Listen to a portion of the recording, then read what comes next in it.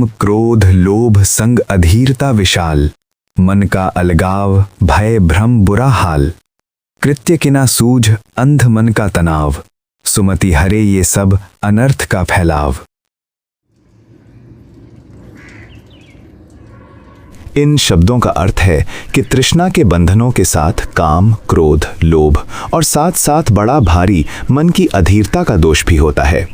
हमें जिस सुख की तृष्णा है उसी सुख की तृष्णा को पूरा करने की दिशा में मन सदा भागता रहता है। इससे मनुष्य के भीतर तृष्णा का तनाव पैदा होता है। इसी तनाव के कारण मन को सत्य ज्ञान को खोजने की लगन नहीं लगती। तृष्णा के सुख की दिशा को छोड़कर और सत्य के ज्ञान ध्यान की दिशा में मन का न लगना ही रूपदोष कहलाता है। इसी तृष्णा के सुख के कारण कई प्रकार का भय व भ्रम भी पैदा होता है। इससे मन का हाल बहुत बुरा व दुखदायी हो जाता है। ऐसी अवस्था में कर्तव्य का भी कोई ज्ञान कोई ध्यान नहीं रहता। इन सब अनर्थों को केवल शोभनमति वाला पुरुष अर्थात सुमति पुरुष ही टाल सकता है।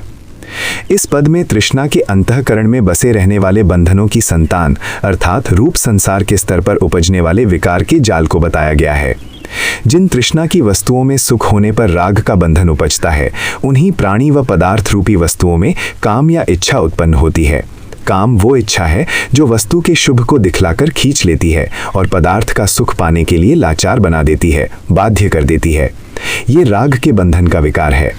यदि ये कामना पूर्ण न की जाए, अधूरी रह जाए और राग प्रबल हो तो यही काम क्रोध रूप विकार में बदल जाता है। काम के अधिक सुख की इच्छा ही लोभ कही जाती है।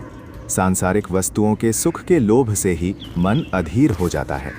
तब वह उस विषय सुख के थोड़े से वियोग को भी सहन नहीं कर पाता। इससे पाप तक करने पर उतारू हो जाता है। इन विकारों की अधिकता होने पर इनके सुख के बिना मन कहीं भी नहीं लगता। पुनः विषयों के सुख के लोभ के कारण कामना की अधिकता से मनुष्य भय और मति भ्रम का शिकार हो जाता है। रोग और दूसरों से विरोध आदि के कारण से भयभीत रहता है और अपने आप में मन कुछ का कुछ अपने और दूसरों के विषय में भ्रम के कारण कल्पना कर करके दुखी होता रहता है। इन सब विकारों वाले मन में कृत्य या कर्तव्य की सूझबूझ भी नहीं रहती। विकारों वाले मन का तनाव इतना भयंकर हो जाता है कि मनुष्य अंधा होकर कुछ भी कर बैठता है। ये सब अविद्या वाला मन ही तृष्णा को प्रकट करके अनर्थ का जाल बिछाता है। केवल अच्छी मति वाला मनुष्य ही इसे टाल सकता है।